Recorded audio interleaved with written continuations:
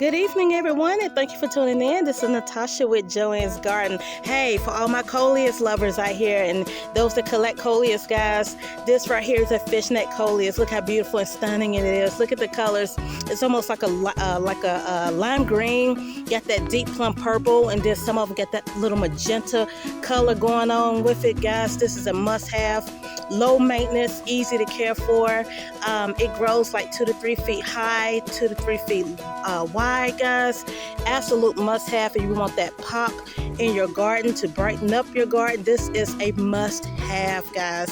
I water it usually about 2 to 3 times a week.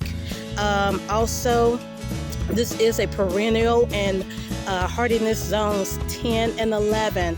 If not, if you do not live in those zones, you can always let it grow, let it flower, and then you can harvest the seeds in the fall. But this is definitely a must-have, guys. Absolutely stunning, absolutely beautiful.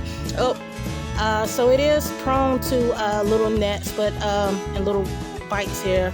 But we can just spray that and get that going. But here, this is a must-have. So guys, I hope you find this helpful. All right, enjoy the rest of your evening. Love you. Goodbye.